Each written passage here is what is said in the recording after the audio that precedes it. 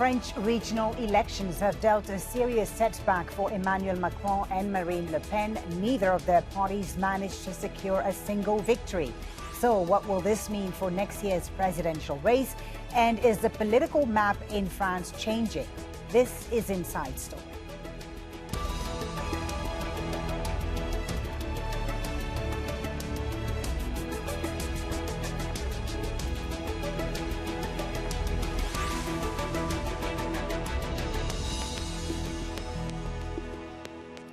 Hello and welcome to the program. I'm Folly Thibault.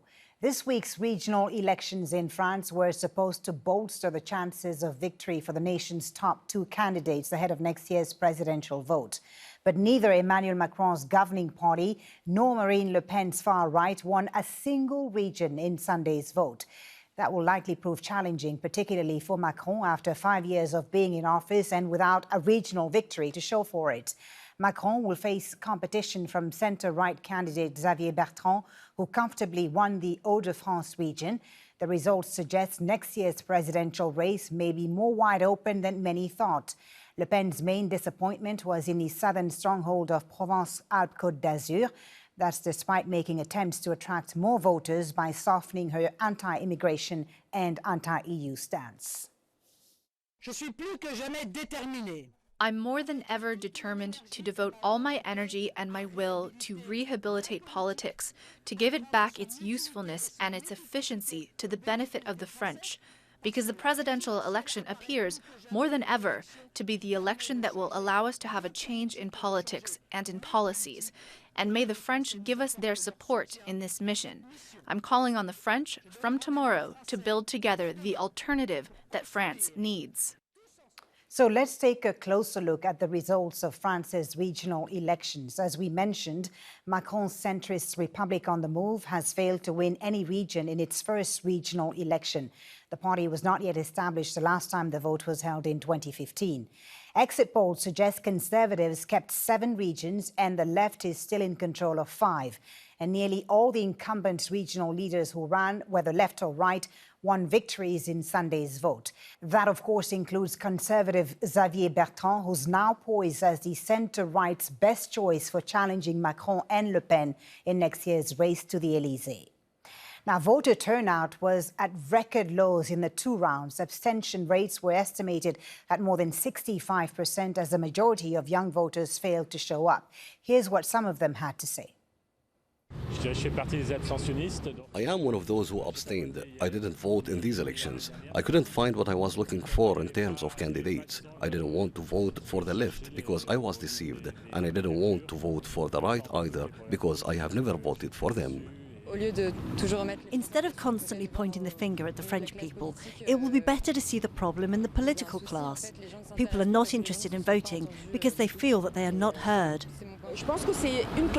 I think it's a lesson that needs to be drawn for those in charge about humanity, consideration towards voters, and humility. They have to stop being out of touch with reality and treating French people as children. They have to stop assuming French people are not intelligent enough to express their needs.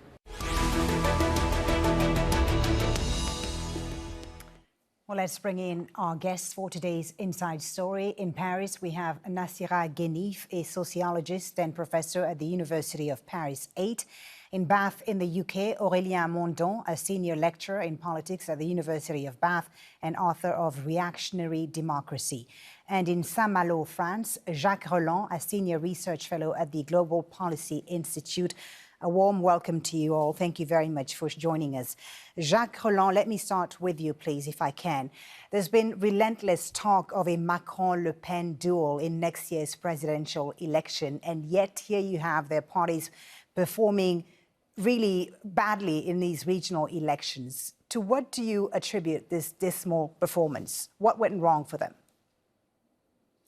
I can attribute this wrong performance of Macron, for example, and for Le Pen to the fact that they did not have any candidates. They did not control any of the regions or departments before. And we've seen in this election that there's been a premium to the incumbents. The electoral map of France has not changed. The traditional right has got 7 metropolitan regions, and the left socialist and their allies, sometimes with the Greens, 5 regions. So it's the same map as a few years ago.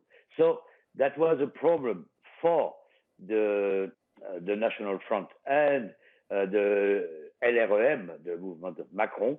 They did not have any implantation at this level. But there is also another factor, and the fact that 2/3 of the people voted purely for local issues, and most people are quite happy with the way the regions are run.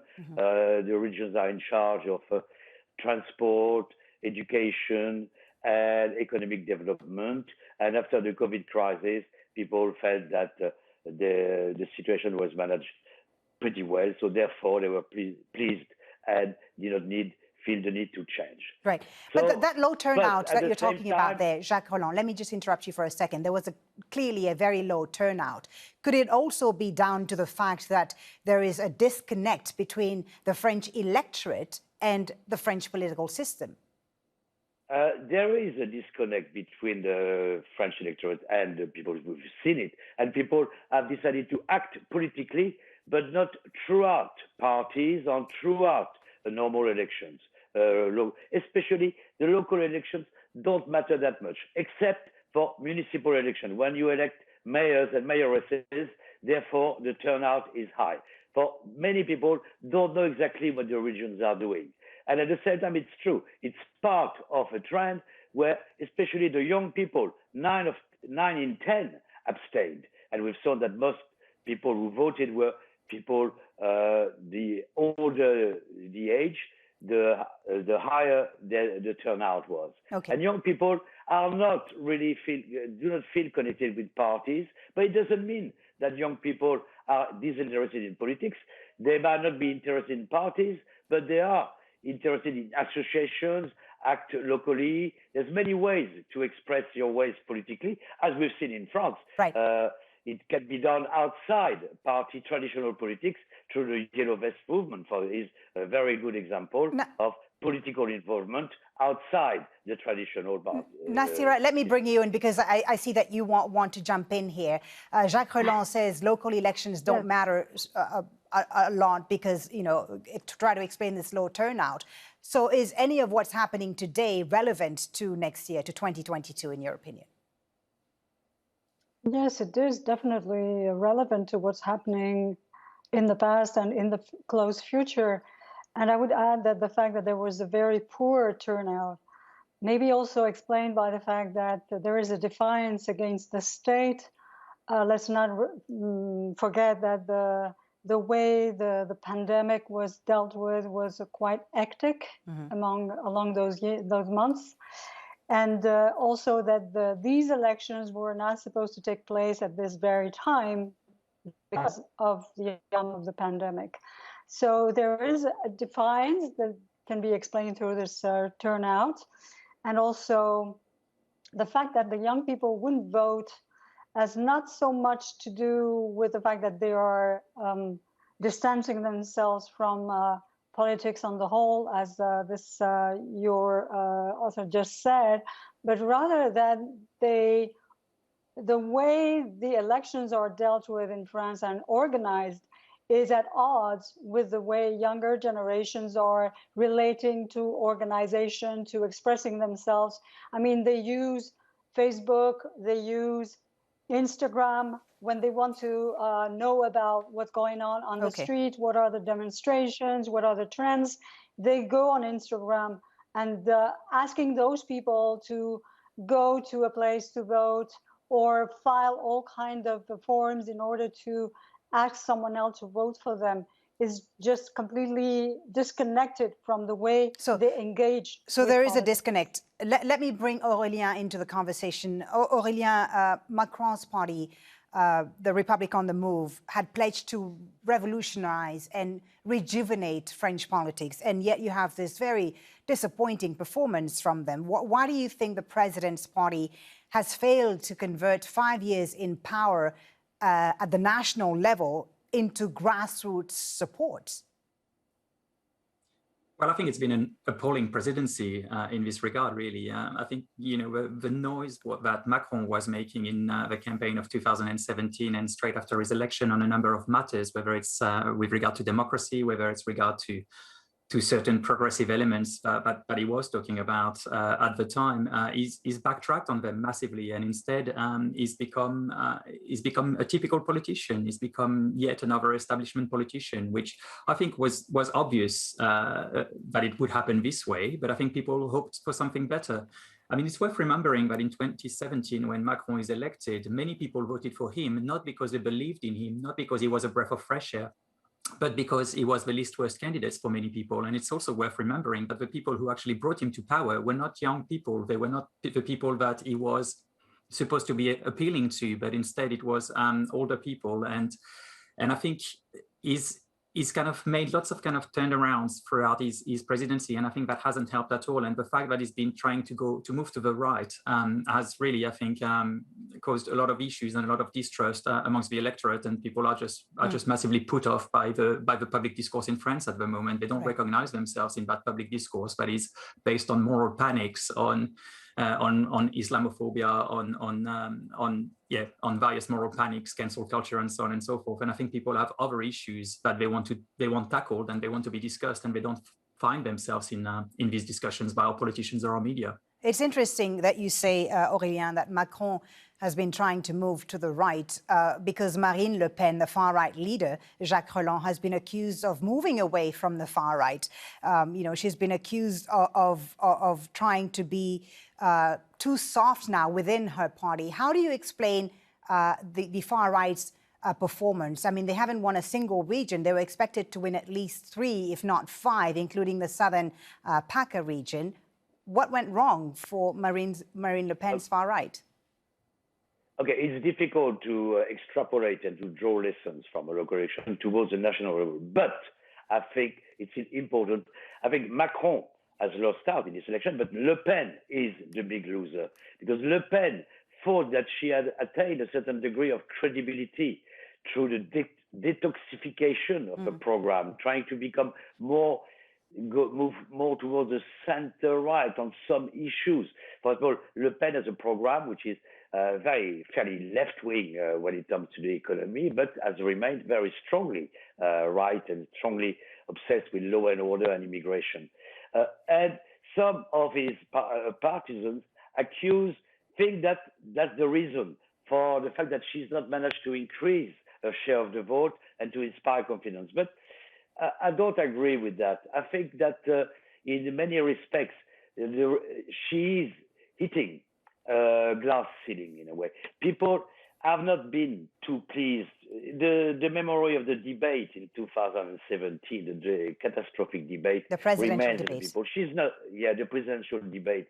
She was completely blown off, caused by Macron, and people don't think she's that competent. At the same time, you have now people on the right, such as Xavier Bertrand, who is the big winner of the night, who won the regional region, who have the traditional right, who have a chance to be elected at the national level and at the regional level. They've adopted many of the issues championed by Marine Le Pen. We saw on Sunday night, the first acceptation speech of Xavier Bertrand was not about his victory in the region, was a presidential speech, started his campaign. And for me, his campaign was very much Le Pen light, Rassemblement National light, i.e. slightly as opposed to Macron, a bit less opposed to more open, is not too much for globalization, is more protectionist. At the same time, is very populist, appealing to the left out, the yellow vest, who actually voted in a fair amount towards for Marine Le Pen, and is very tough on immigration Islam. Also, his discourse was all about that. He used the 3 I's: identity, insecurity, immigration. Identity meaning the rapport to Islam. So he's actually occupying, but he has the same program, a lighter version of the program, but It's is similar, more you say. credible. Okay, And with the let me chance ask to be Nacira elected her thoughts about that. Marine Le Pen, as Jacques Reland says, has had a strategy of detoxification. She's softened her anti-EU stance, her anti-immigration stance. Do you think this has backfired? And could we see, as a result of this poor performance in regional elections, could we see her leadership being contested within the far-right movement? Well, I wouldn't be sure that there could be anyone to replace her so far from the far right. Well, there's been talk of the TV commentator possibly Eric Zemmour, possibly standing against her. Yeah, I was about to say Eric Zemmour is a kind of joke, if I may say so. I mean, there's nothing serious about what he means or says or does as a commentator. There's a long run between being a commentator and someone who can run a country, just as we are discovering for the past 5 years. There's a long run between being a banker and becoming the president of the French Republic. But as we saw in the US, a TV show host could become president, as the American example has shown. So could you really? Yes, but precisely we learn lessons from the past and from the present. And the U.S. are not France, as you know, we are being told again and again.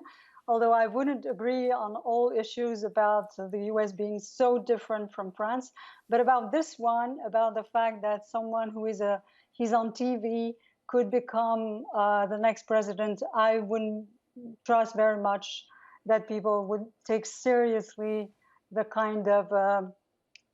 Especially not that there's no racism in France, of course there is, and the fact that the far right is rising from one election to another for the past 40 years is a proof of that.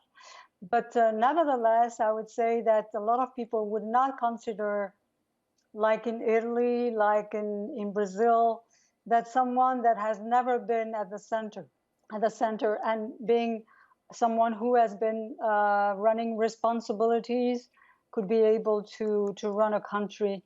But going back to Le Pen, I would say that so far it's very unlikely that she would gain anything more than she has already done, because what was explicit in the way that she ran this last campaign, the fact that she is very arrogant.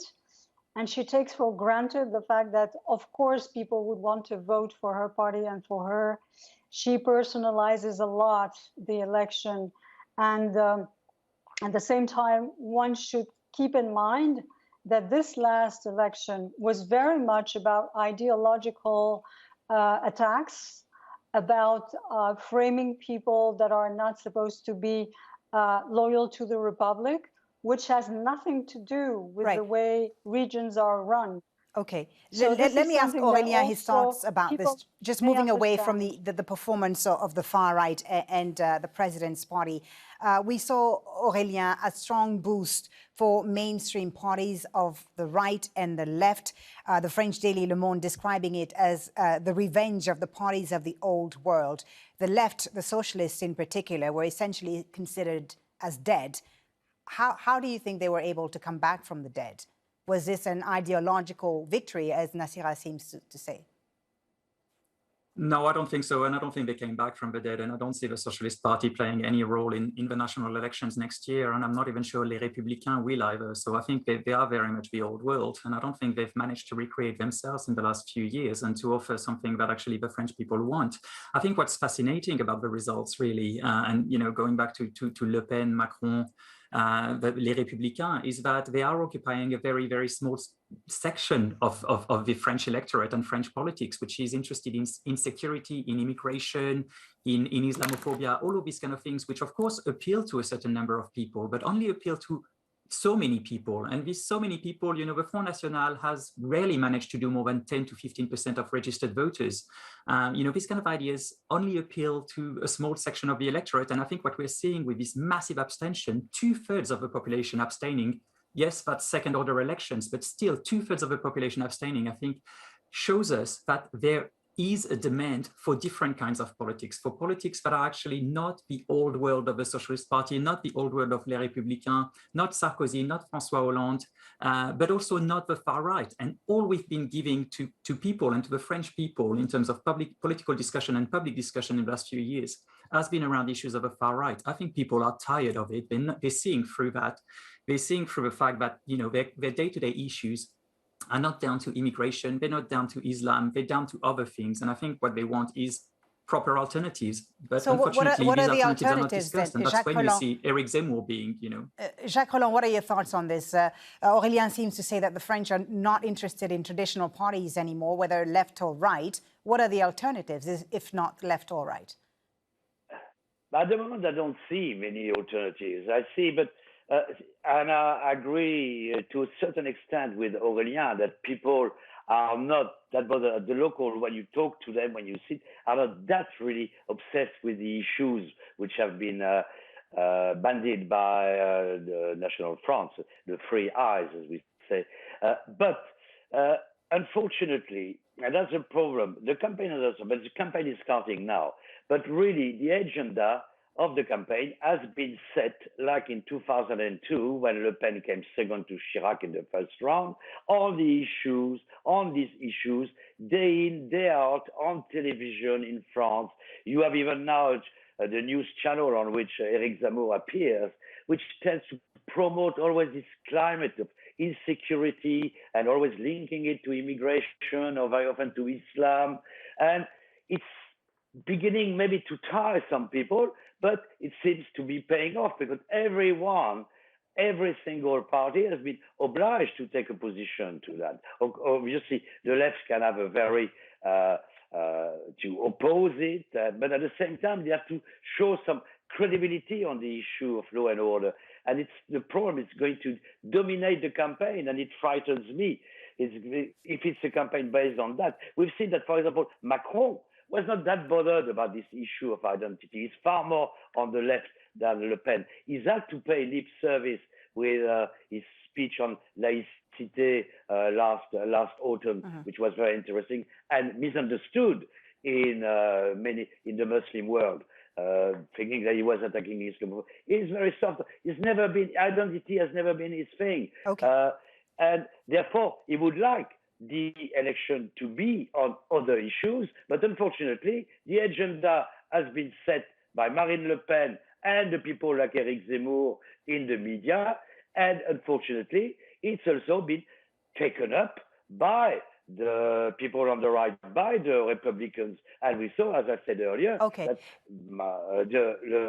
Xavier Bertrand pushes the same buttons. Right. Nacira, everyone is predicting Xavier Bertrand will do quite well in the presidential race next year. I just want to get your final thought on this. What lessons can be drawn from this regional election, and will the presidential vote in 2022 be completely different? Yes, absolutely will be different because there's many more issues that will be raised across the campaign. And the other thing that I think that we are underestimating is the left-wing coalitions that could come out of this election. And the fact that those that didn't go voting are expecting something different that might come from those coalitions. So far, the fact that Xavier Bertrand, for example, is the great winner of the election, and the fact that he presents himself as the next runner for the right in the presidential election is mainly wishful thinking. He needs more than this in order to be to drain electorate towards his candidacy. And what I think that we are really we should look at is the way issues such as structural inequalities, as climate change, and the way it impacts really everyday life will be more than we think at the center of the presidential election. And we shouldn't be always say, as if it was obvious and taken for granted, that it will be about security and immigration. It depends on the people in France that the elections are not about whether far right is saying and dog barking all the time. All right. So the race is still wide open. Thank you all very much for a very interesting discussion on the French political scene right now. Jacques, Reland, Aurelien, Mondon, and Nacira, Guenif. Thank you all. And thank you for watching. You can watch this program again anytime by visiting our website, aljazeera.com. For further discussion, go to our Facebook page. That's facebook.com/AJ Inside Story. You can, of course, also join the conversation on Twitter. Our handle is @AJ Inside Story. From me, Folly, Thibault, and the whole team, thanks for watching. Bye for now.